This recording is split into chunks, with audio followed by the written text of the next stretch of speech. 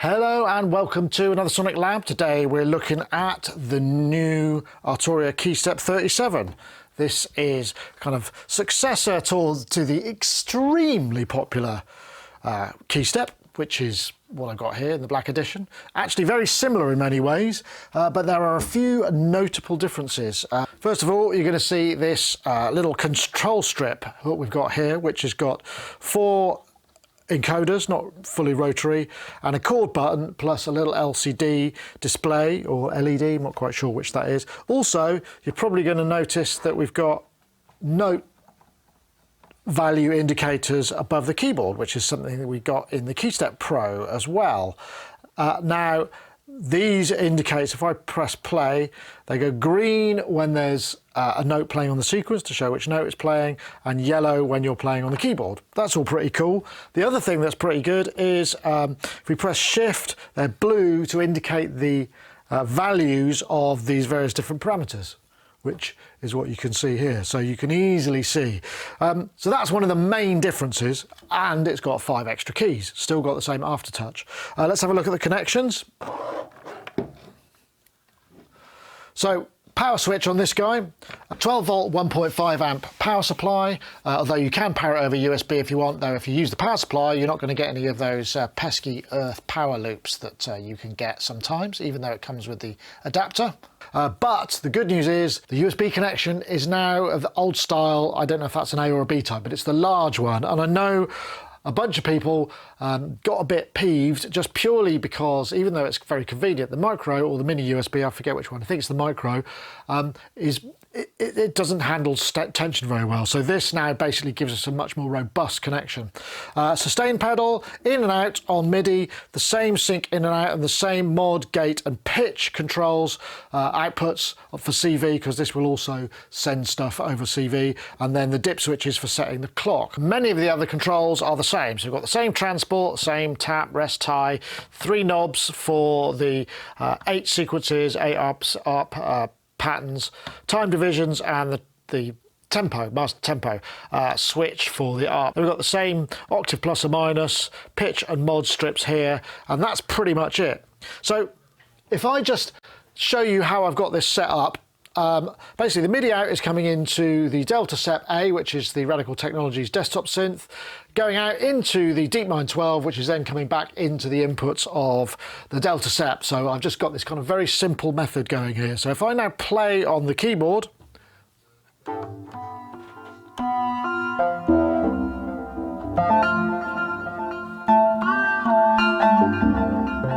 I think the keyboard feels pretty much exactly the same. You know, it's not going to be the most, piano player experience. But remember, I mean, there's one thing it is worth remembering before we go there.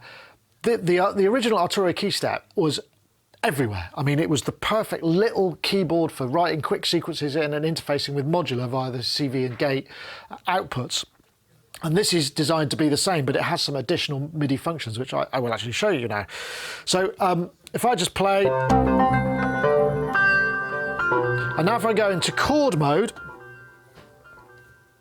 which I basically got multiple patterns. So I'll start with off, and then I go.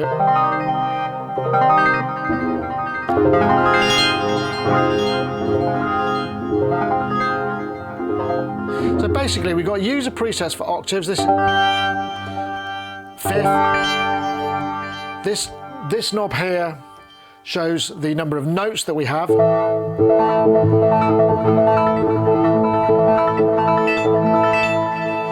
And this will give us the velocity to the number of notes. So a small tap gives us a sort of performative aspect. But the interesting thing really is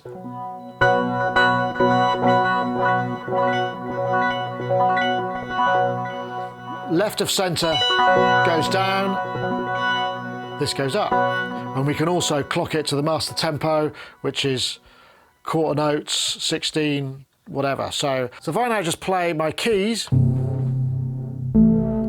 these are essentially just the notes that are playing in the sequencer. So if I now bring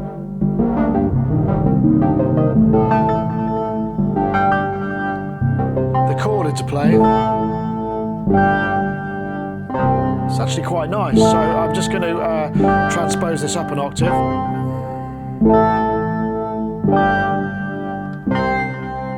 That's a bit better. But now what's really cool about this is it's possible for me to play the keyboard separate to the sequence.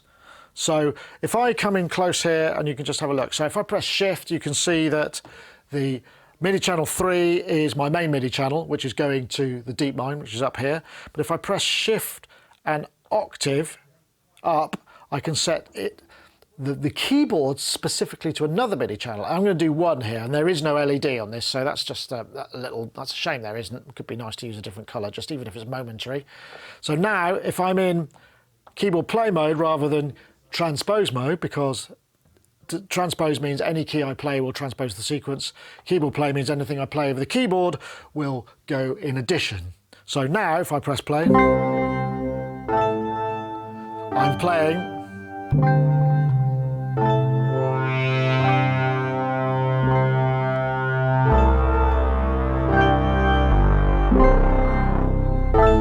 the delta sep, and you can see if you look over I've got yellow LEDs for the notes I'm playing.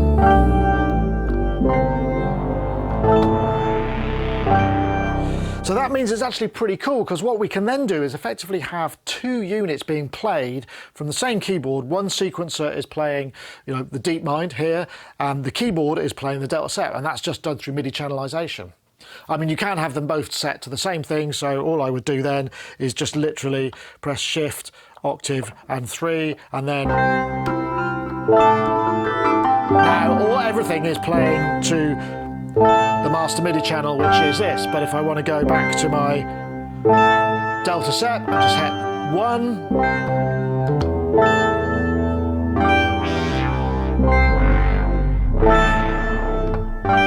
So stop on that. So that's actually quite cool. You're probably going to want to know what happens to the CV and gate outputs. Can we have that out of a separate channel in itself? Answer is no. Essentially, what the CV and gate plays is anything the keyboard or the sequencer is playing, but not, or the arpeggiator, but not the chord function. Those chord strums do not go out over CV, so that's just a limitation that we've got there. So as with all the other Arturia Keystep and Beatstep range, there is the MIDI control center. I haven't actually got a version of that yet because this is not quite in the shops. Hopefully you'll be seeing this on the day of release, but it allows you to change the voltage response of the CV and gate outputs. CV is volt per octave, which is standard Eurorack, or it can be hertz to volts. The volt per octave goes up to 10 volts, and the hertz to volts goes up to 12 volts. And the voltage for the trigger also could be set in the MIDI control center, and that can be either 5 volts or 12 volts. So it should give you enough connectivity to be able to hook it up and get your, your MIDI controller working with your Eurorack or other synth equipment. Now, another really big deal that we've got with these is these can be programmed to be dedicated MIDI controllers. So if I just press Shift, we can cycle through. So now these control the chord mode, but if I press Shift and the button, I've got B1 here, which gives my bank 1. So that gives me whatever these are set to. Press again and give me bank 2, 3, 4. So we've got 4 banks. So if I go to 2, so this one, for instance, that is mapped to, I think, MIDI control 7. So I'm controlling the volume of the synth, and this one is set to portamento. These can be channelized as well, so I could have ones going to channels that would affect another synth or many others depending on each bank. Again, these are best set up in the MIDI control center. It is possible to do it on the unit to a degree, but the MIDI control center gives you much more capability. So recording sequences into the Keystep 37 is kind of the same as it ever was, in which you go into record and you can press steps, and it will play back, because it will do stereo, it'll do polyphonic, and it'll do, and that's all fine, that's all normal as we'd expect, and you can have the rests and the ties, and you can set the gates and the swing and all of that kind of stuff. That's all normal. But there's a new method of going in, and I'll press, what I'll do is I'll just clear last, I'll just I'll clear all of the sequence, just clear, and I'll just press 1. Now what I'm going to do is press and hold the append, and I'm going to make this a 16-step sequence. Now suddenly, when I press play, I've got my first one. Can't tell what the tempo is.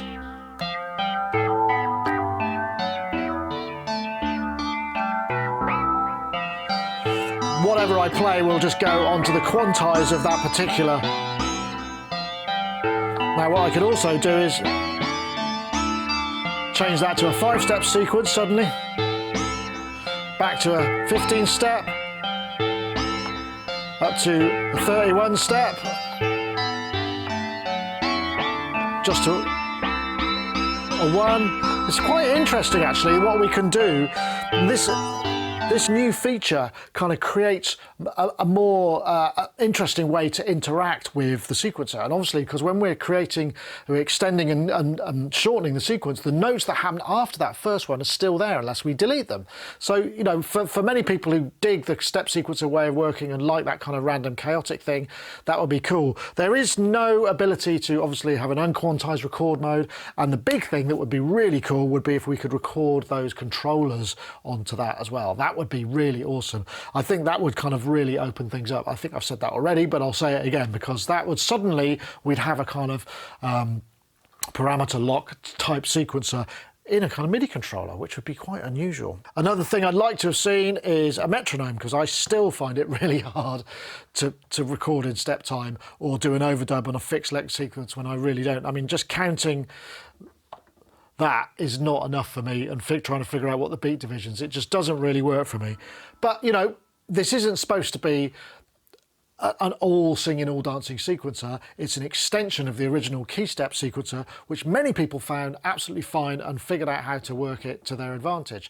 A couple of other things worth mentioning. There are ways to seamlessly switch between patterns by holding shift. I couldn't get this to work, so maybe it's a firmware thing for me, because I might be back a firmware level. So I think the idea was to be able to switch between sequences that run concurrently. So if you're on beat 7 when you switch, the next step would be beat 8 of the next sequence.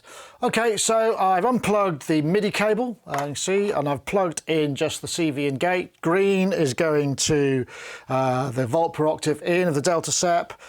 Blue is going to the gate, and orange is coming from the mod. So in this case, it's going to be the mod wheel. I think you can route that from the aftertouch, but I would have to double check that in the MIDI control center, or MIDI command center, I think it's called, software. I don't actually have a working copy of that. So what I'm going to do is I'm just going to let's just play first.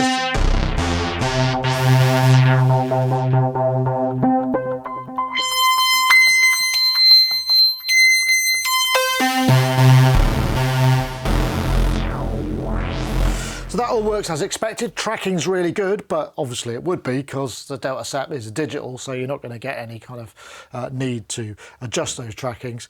One thing I will say, it would be really nice to have this show up as an alternative MIDI port. So when you plug this into a computer, you know, we get the MIDI, the physical MIDI output of the Keystep Pro, the Keystep 37, and you'd also get the CV and gate as a separate port. So it would just give you the opportunity to have a little bit more flexibility on the MIDI routing of this thing. But maybe that's just not something that's possible with the way that it's configured. So if I just press play, we'll do an Arpeggiator pattern.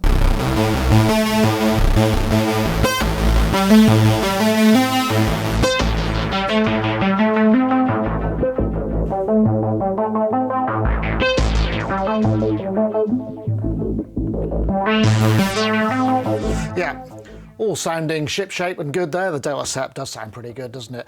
I keep forgetting just how nice those digital oscillators sound. So the Arturia Keystep 37 is actually a pretty cool little controller. I think much in the same way as the Keystep Pro and also the original Keystep, we're going to see a lot of these just turning up in people's setups just because they're so utilitarian and they do so much for the value for the money. And this is no different. I mean, this is going to be, we think, around about 139 euros, which is a pretty good deal for what you get. Aftertouch keyboard with velocity, separate MIDI sequencer and keyboard MIDI channels, MIDI to CV conversion, you know, all of those things, the controllers. I mean, there's a lot to offer for that, and I think that's actually a pretty fair price. And I would imagine, like I say, we're going to see a lot of these. So yet again, Arturia seem to be making stuff which is what any manufacturer should do, that people want to buy. And I suspect people are going to buy this in droves. So that was the Keystep 37. Thank you very much for watching. We'll see you next time.